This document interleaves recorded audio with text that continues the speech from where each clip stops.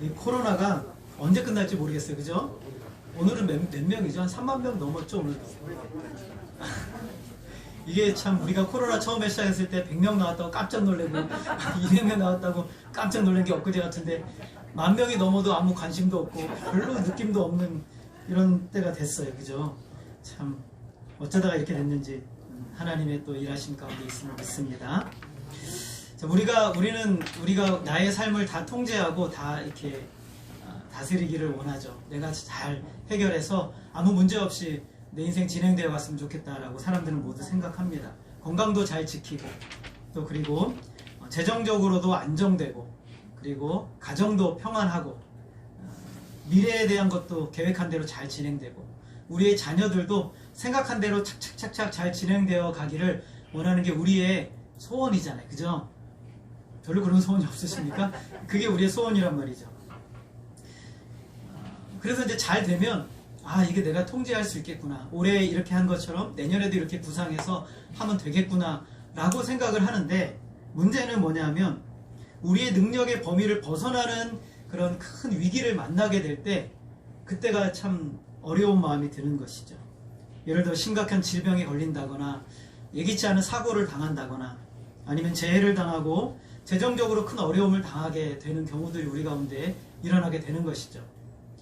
자녀들이 내가 원하는 대로 되지 않고 또 관계가 파괴되어져서 해결할 수 있는 방법이 없을 때 우리가 처음으로 느끼는 감정은 무엇이냐면 진짜 내가 할 수 있는 것이 없구나 라는 것이에요. 내가 내 힘으로 할 수 있는 것이 없구나 라고 느껴지게 되는 것이죠. 오늘 말씀이 사실은 그런 내용에 대한 것입니다.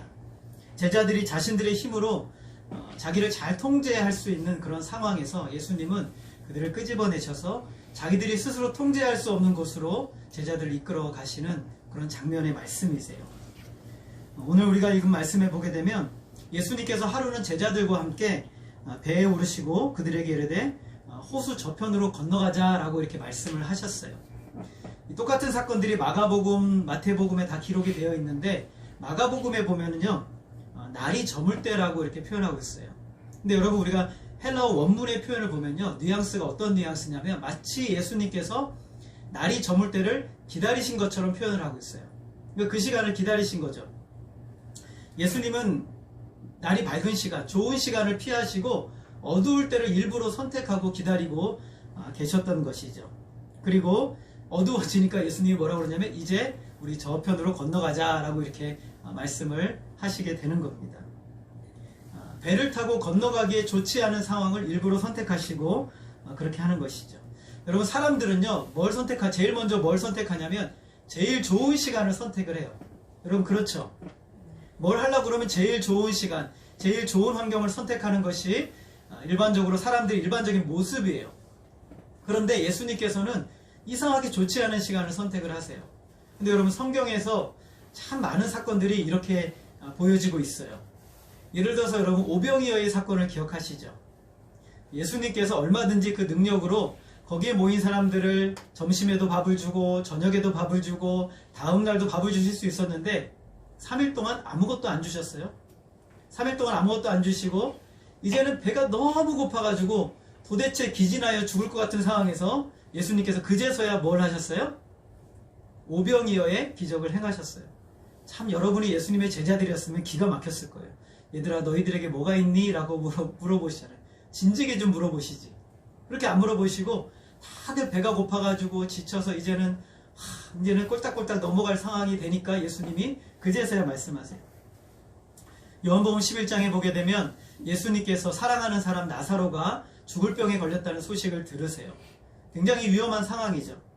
그때 예수님께서 어떻게 하시냐면 급하게 안 가세요. 11장 6절 말씀 우리 같이 한번 읽어볼까요? 같이 읽어보겠습니다. 시작.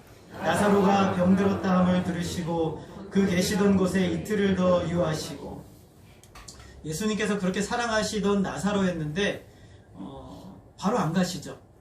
바로 안 가실 뿐만 아니라 이틀이나 더 거기서 그 자리에 계세요. 지금 이해하기 어려운 상황이에요. 오히려 더 이틀을 머무시죠. 여러분 하나님은 저와 여러분을 사랑하시는 줄 믿으십니까?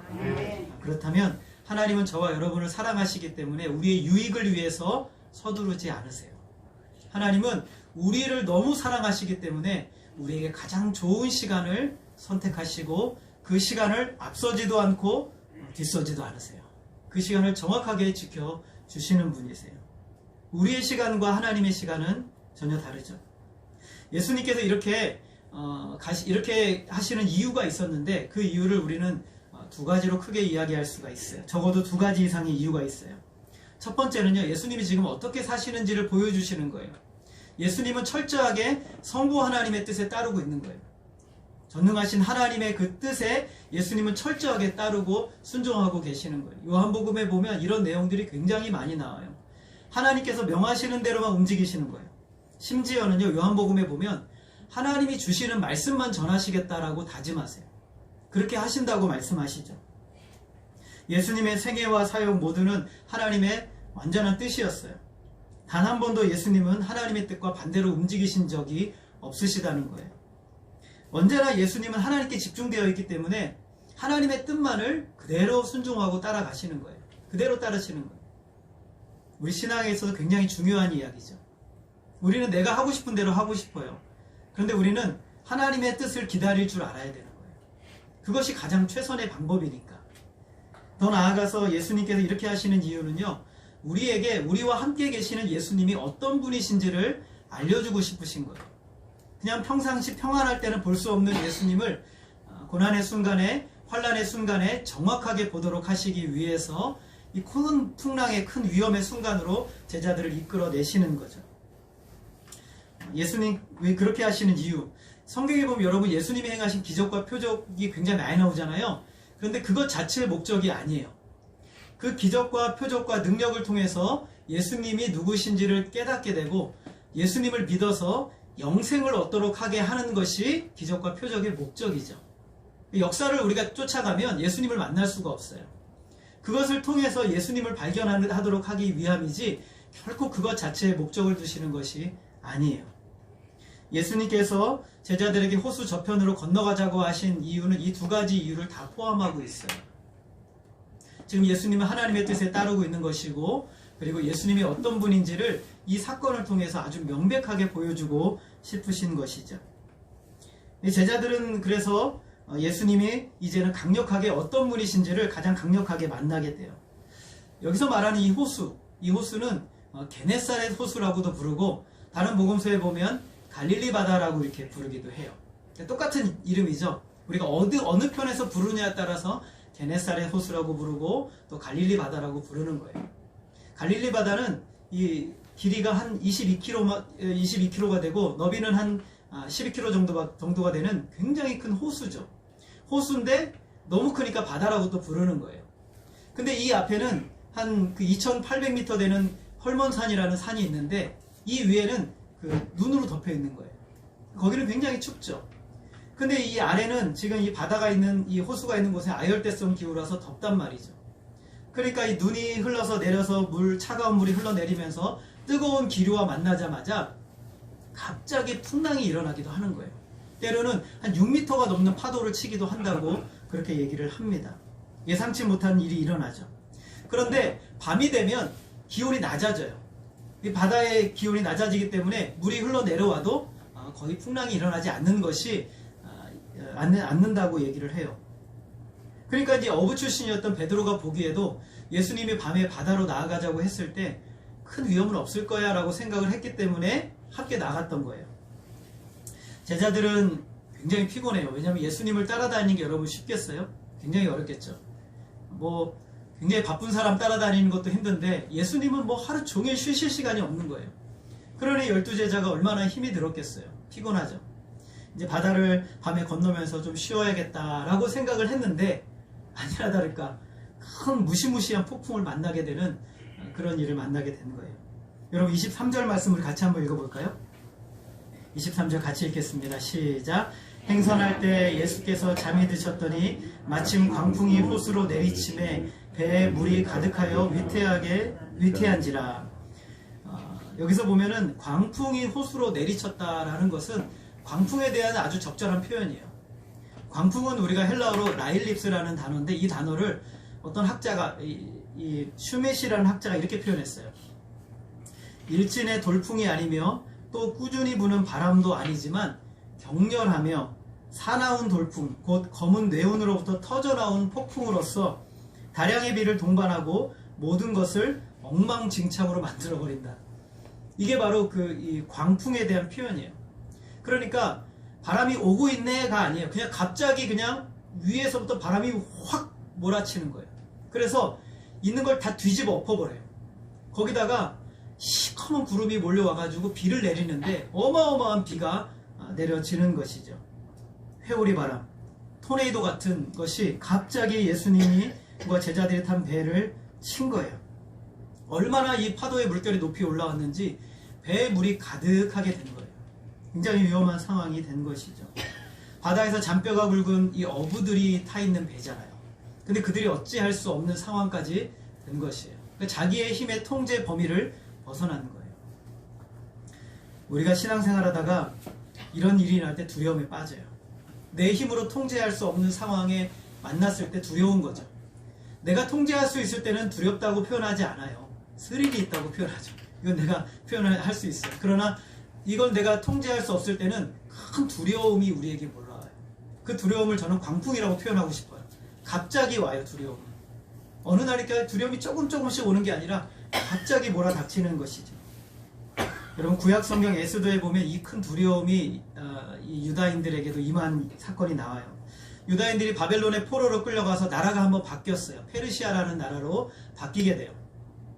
자, 그런데 이 페르시아에 어찌 보면 왕 다음으로 절대 권력자라는 사람이 하만이라는 사람이 있었는데, 이 하만이 이 모르드게라는 유다인을 보고 기분이 나빴어요. 자기한테만 절을 안 하는 거예요. 그래서 이 하만이 무슨 계획을 세우냐면, 내가 이 모르드게 때문에 유다인 전체를 다 멸해버려야 되겠다라고 생각을 한 거예요. 그래가지고 왕의 계가를 받고 왕의 도장을 찍어요. 찍도록 해요. 그래서 언제 그러면 유다인들을 멸할까? 그래서 1월달에, 지금 우리가 지난달에 1월달에 제비를 뽑아가지고 그해 12월 13일 날 유다인들을 진멸하자라고 결정이 내려져요. 우리 한번 에스더 3장 13절 말씀 한번 같이 읽어볼까요? 같이 읽겠습니다. 시작. 하루 동안에 모든 유다인들을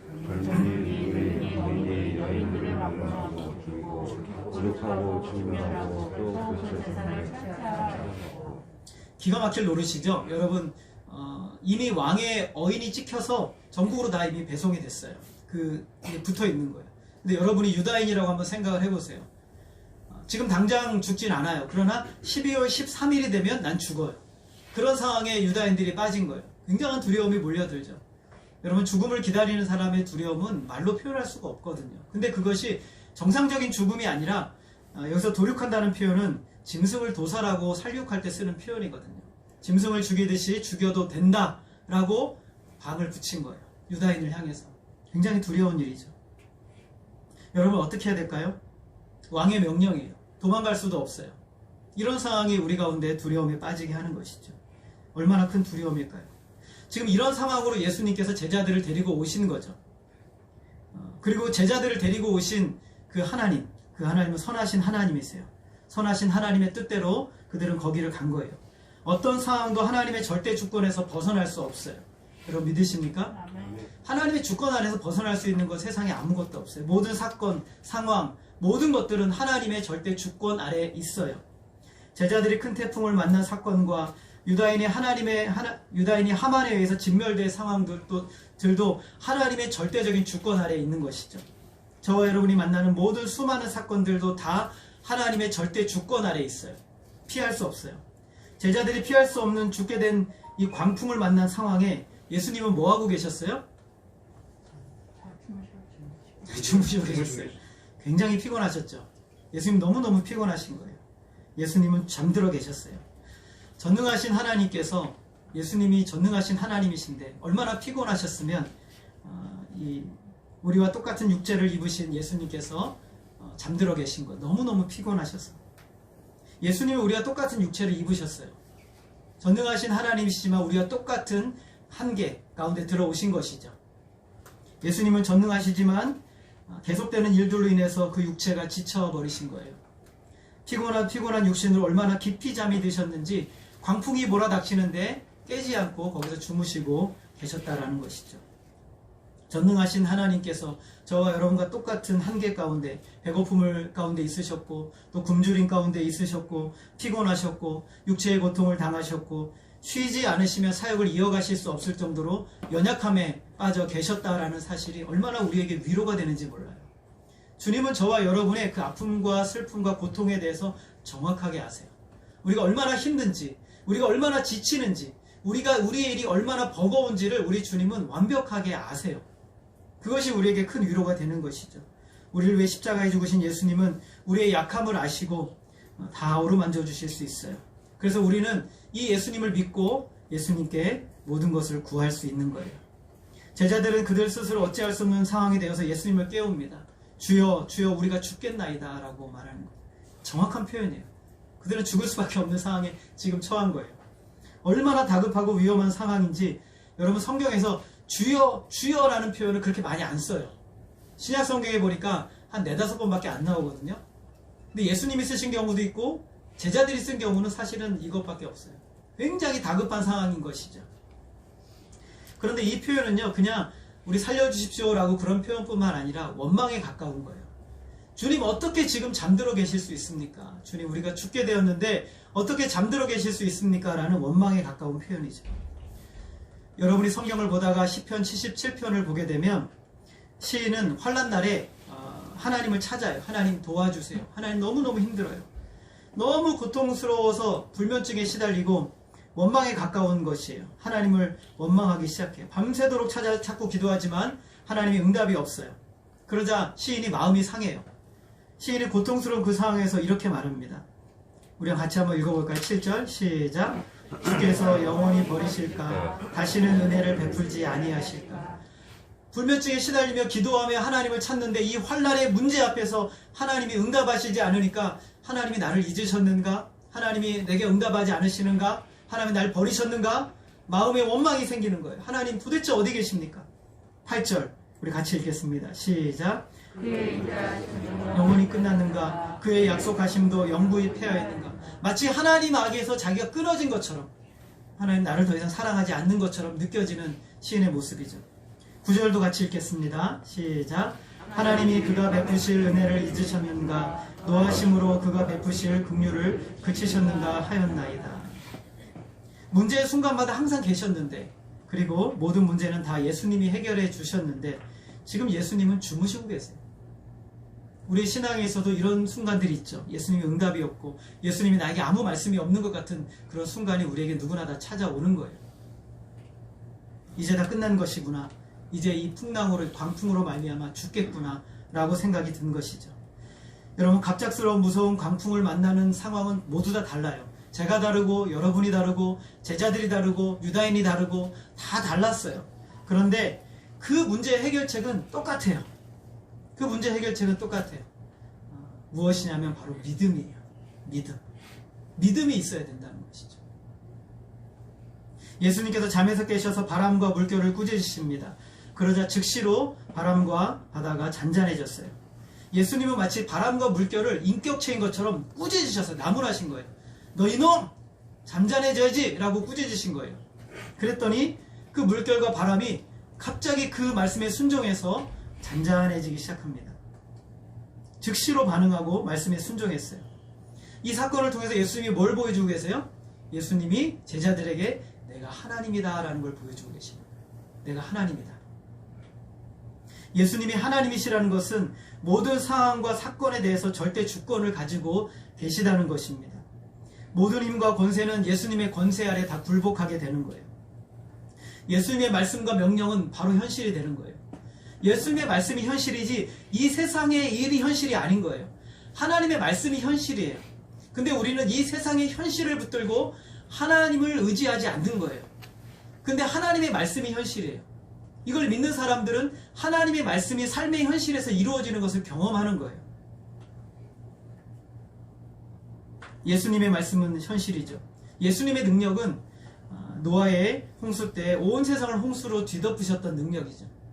예수님의 능력은 홍수를 다 베푸셨다가 일정한 기간이 지나서 백성들을 그 홍수를 물을 다 거두어 가신 능력이죠. 예수님의 능력은 홍해를 가르시고 요단강을 가르셔서 이스라엘 백성들을 안전하게 지나가게 하신 그 능력이에요. 예수님의 능력은 서풍을 강하게 불게 하셔서 메뚜기 떼를 동풍을 강하게 불어오셔서 메뚜기 떼를 몰아와 애굽의 수많은 사람들을 고통스럽게 한 능력이고, 그리고 서풍을 강하게 부르셔서 메뚜기 떼를 몰아내신 능력이세요. 예수님은 모든 능력과 권세를 다 가지세요. 한순간이라도 광풍을 잔잔하게 할 수 있는 능력은 저와 여러분에게는 없어요. 그러나 예수님은 모든 것을 하실 수가 있으세요. 인간의 육신을 입으신 그대로 예수님은 쉬지 않으시면 사역을 이루어 나가실 수 없는 연약함에 있으셨지만, 그러나 그 안에 예수님은 동일하게 바람과 바다를 광풍을 명하여 잔잔하게 하실 수 있는 전능한 능력을 가지신 하나님이셨다는 거예요. 이분이 바로 우리가 믿는 예수님이에요. 시편 8편 89편 8절에 보게 되면 여호와 만군의 하나님이여 주와 같이 능력 있는 이가 누구리이까? 여호와여 주의 성실하심이 주를 둘렀나이다. 9절 같이 읽겠습니다. 시작. 주께서 바다의 파도를 다스리시며 그 파도가 일어날 때 잔잔하게 하시나이다. 주께서 바다의 파도를 다스리신다는 것은 통치자라는 거예요. 바다와 파도의 그 위에 통치자는 주님이시는 거예요. 예수님이 통치자세요. 그분의 명령에 따라야 할, 순종해야 될 존재는 바람과 파도예요. 그리고 그 파도가 일어날 때 하나님의 뜻을 거슬려 그 파도가 일어날 때 그것을 잔잔하게 하시는 능력 또한 하나님에게 있는 것이죠. 바로 이런 분이라는 것을 제자들에게 알리시는 거예요. 그러면서 예수님은 두려움에 빠진 제자들에게 말씀하십니다. 원망하는 제자들에게 따라하겠습니다. 너희 믿음이 어디 있느냐? 너희 믿음이 어디 있느냐? 누가복음에서 독특하게 표현하고 있죠. 여러분, 이 표현은 마치 이런 거예요. 여러분, 굉장히 막 복잡하고 어려운 일들이 막 일어났어요. 수많은 일들이 막 일어났는데 그 일이 일어나다가 갑자기 뭔가 하나를 딱 빠뜨렸어요. 잃어버린 거예요. 근데 잃어버렸는데 옆에 있던 누가 와가지고 그거 어떻게 했어? 너 그거 어떻게 했어? 물어보는 거예요. 큰 난리가 났는데 가장 중요한 것을 제자들이 잃어버린 거예요. 그래서 예수님이 너 그 잃어버린 거 어떻게 했어? 라고 물어봤는데 그게 뭐라는 거예요? 믿음을 잃어버렸다. 너 왜 이 믿음 너희들이 어디 갔느냐? 그 난리를 치고 광풍이 일어나고 문제가 일어나는 그 현장에서 도대체 너희들이 꼭 붙들고 있어야만 하는 그 믿음은 너 도대체 어디에 잃어버렸느냐? 라고 주님이 제자들에게 물으시는 거예요. 가장 중요한 걸 잃어버렸어요. 여러분, 우리의 신앙생활에 있어서 우리가 제일 많이 하는 실수가 바로 이거예요. 다른 거는 다 안 잊어버리고 끝까지 붙들어요. 돈도 붙들고 사람도 붙들고 다른 것도 다 붙들려고 하는데 꼭 잊어버리는 게 뭐냐면 믿음을 잃어버려요. 그런데 돈도 잃어버려도 되고 여러분 다른 것도 잃어버려도 돼요. 그런데 잃어버리면 안 되는 것이 무엇이냐면 믿음이에요. 믿음은 잃어버리면 안 되는 거예요. 예수님은 제자들에게 놀라운 생명의 말씀을 전해주셨죠. 예수님은 그들이 보는 앞에서 귀신을 쫓아내 주셨어요. 나병 환자를 고치시고 그리고 중풍병 환자들을 고쳐주셨어요. 수많은 질병을 가진 자들을 고치시고 그들 안에 그들을 묶고 있는 이 귀신을 쫓아내 주시는 놀라운 권능을 그들은 경험을 했단 말이죠. 먼 거리에서 백부장에 있는 종을 말씀으로만 고치시는 역사들을 경험하셨고, 이미 죽어서 장례를 치르고 있는 한 과부의 아들을 그들의 손을 그를 만지시고 고쳐주시는 놀라운 역사들을 제자들은 다 봤단 말이죠. 다 봤단 말이죠. 그런데 문제는 뭐냐면 그 사건들을 지금 현장의 고난의 순간에 믿음으로 가져오지 못했다라는 거예요. 그래서 잃어버리고 있었던 것이죠. 예수님이 이런 역사들을 이루신 것은 그들에게 예수님이 누구이신지를 알리시는 것이 목적이지 그들 보고 놀라라고 그 역사를 이루신 것은 아닌 거예요. 오늘날 성도들은 삶의 폭풍을 잠잠케 하시는 예수님의 능력을 믿는데요. 예수님을 말씀을 전하면 아멘 해요. 그러나 정작 여러분들의 삶에, 우리의 삶에 광풍이 몰아칠 때 믿지를 못하는 거예요. 예수님이 나를 도우실 거라고 믿지를 못하는 거예요. 예수님이 나를 건져주실 거라고 믿지를 못하는 것이죠. 제자들이 예수님을 믿지 않은 건 아니에요. 예수님을 믿었어요. 그러나 그들의 삶의 현장에서 일어나는 이 두려움 때문에 예수님을 제대로 보지 못한 거예요. 예수님 그들을 책망하는 거죠. 너희 믿음이 어디 있느냐? 여러분, 참된 믿음이라는 것은 적어도 3가지를 가지고 있어야 돼요. 적어도 3가지. 여러분 꼭 기억하세요. 참된 믿음은 몇 가지를 담고 있어야 된다고요? 적어도 3가지를 담고 있어야 돼요. 첫 번째는 우리가 얻을 수 있는 참된 행복이 예수님께만 있다는 믿음이에요. 여러분, 우리가 얻을 수 있는 참된 행복이 누구에게만 있어요? 예수님에게만 있어요. 이 믿음이 반드시 있어야 돼요. 두 번째는 성경이 말씀하고 보여준 하나님에 대한 모든 내용을 마음 깊이 찬성하고 동의하고 받아들여야 돼요. 성경에 나오는 하나님에 관한, 삼위 하나님에 관한 모든 이야기들을 마음 깊이 받아들이고 동의하고 찬성해야 돼요. 그냥 지식적으로 아는 게 아니라 진짜 그를 믿고 확신하는 것이죠. 하나님은 선하시고 은혜로우시며 자비하시며 그분의 백성들을 언제나 구원하시는 이 분이심을 실제적으로 믿는 거예요. 이거를 동의하고 받아들여야 돼요. 여러분 하나님을 그렇게 믿으십니까? 네. 그럼 그 다음에 제일 중요한 게 있어요. 따라하겠습니다. 완전히 의존하는 거예요. 그 지식 그대로 완전히 나를 의존하는 거예요. 그 말씀 안에.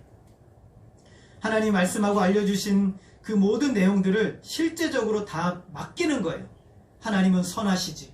나에게 가장 유익하게 하시지. 그러면 지금 이 상황이 불합리하고 불편한 상황이라 할지라도 하나님을 믿고 나를 온전히 맡기는 거예요.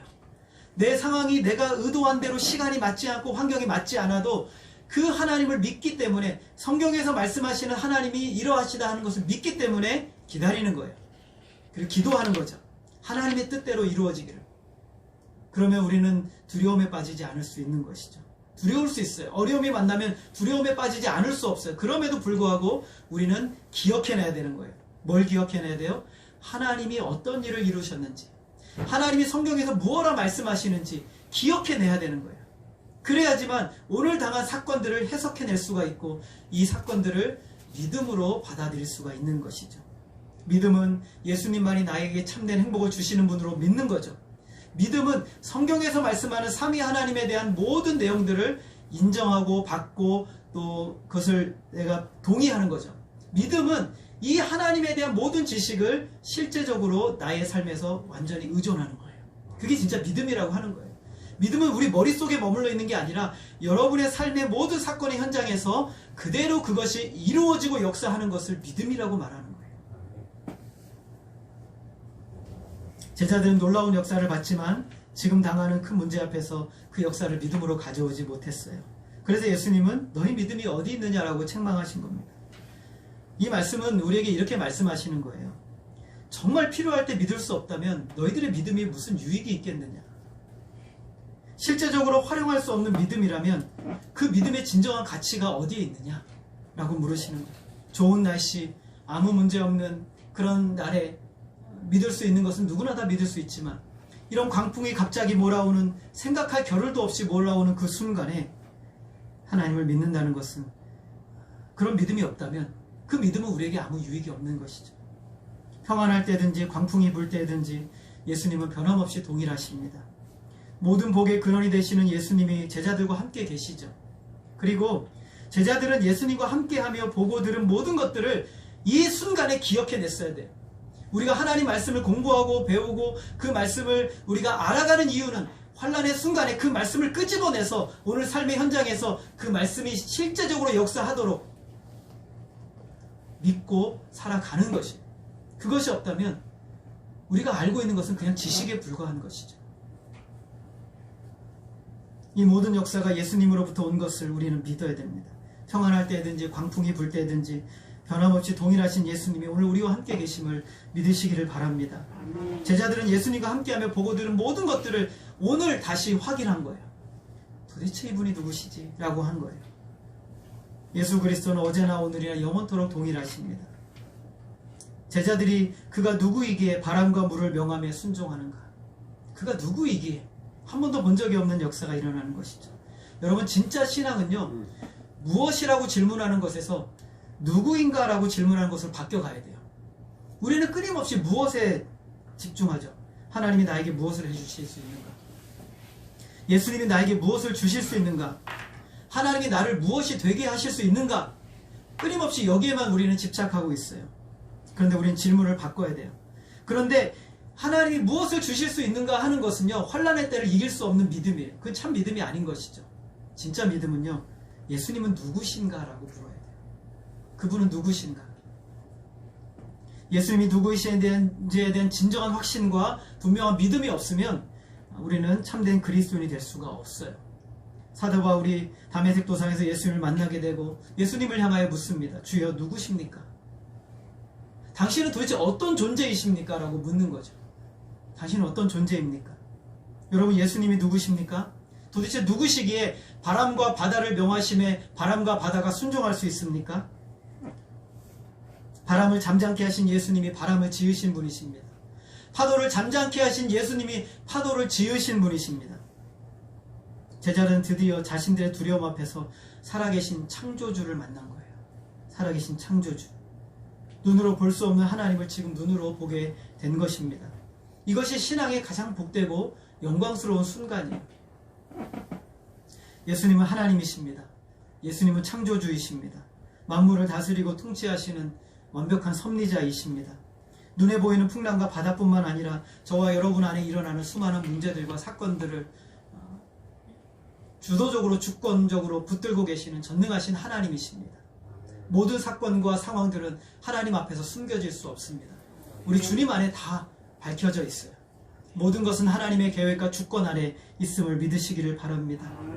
도무지 우리 힘으로 잠재울 수 없는 풍랑도 잠재우시는 분입니다. 성경의 가장 위대하고 놀라운 고백은 바로 이 능력이 하나님의 백성들을 위해서 시행된다는 것이에요.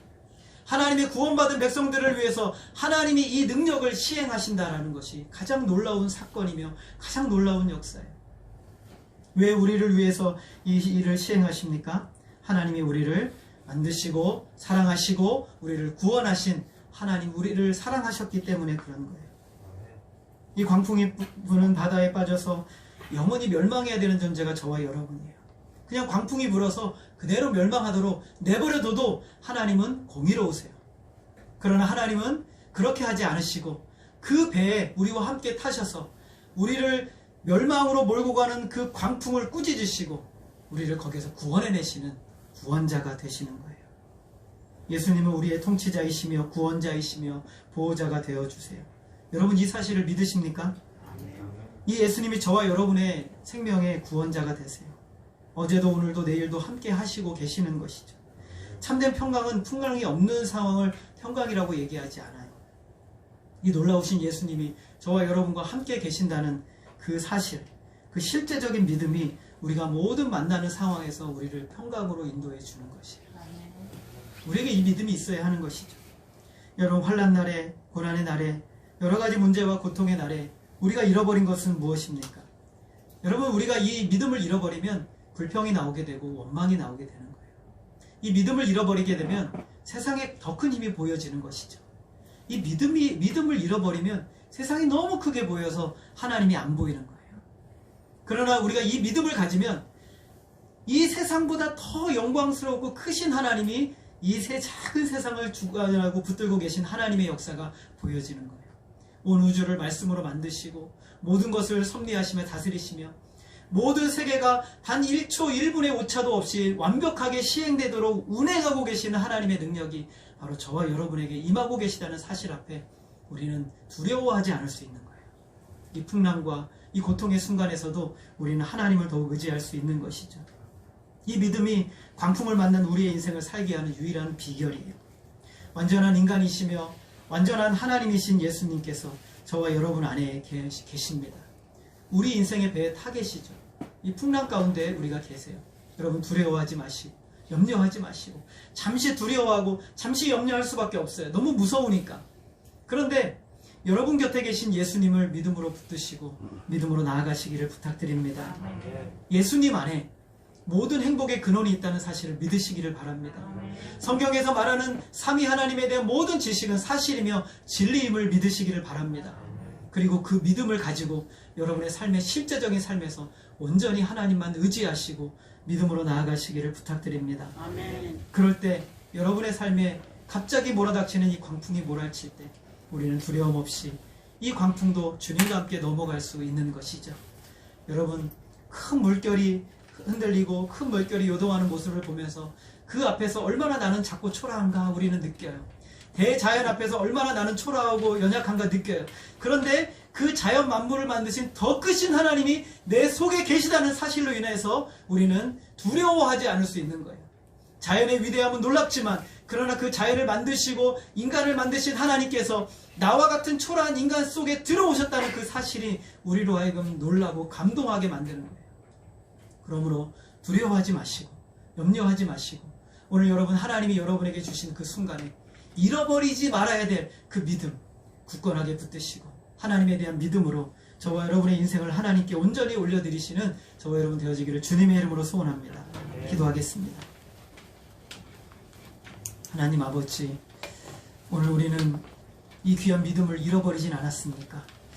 하나님, 정작 우리가 알고 있는 지식이 머리로만 남아있고 하나님에 대한 분명한 믿음, 삶의 현장에서 실제적으로 역사하는 하나님으로 우리가 믿고 인정하지 않고 있진 않습니까? 하나님, 다시금 우리 자신을 돌아보게 하여 주옵소서. 일부러 예수님 제자들을 풍랑 가운데 이끌어 주셔서 그들의 힘으로 어찌할 수 없는 그곳에서 주여 놀랍도록 역사하신 우리 주님의 그 능력을 보여주신 하나님, 오늘 우리의 삶의 현장에서도 고난과 환난이 있을 때 하나님, 우리가 더욱이 주님을 믿음으로 붙들게 하여 주옵소서. 믿음으로 기도하고 믿음으로 바라보고 믿음으로 의존하여서 하나님이 주시는 놀라운 은혜의 역사들을 우리 모두가 다 보고 경험하는 우리의 모든 삶이 되어질 수 있도록 역사하여 주시옵소서. 하나님으로 영광 받아 주시기를 간절히 원하오며 예수님의 이름으로 기도하였습니다. 아멘.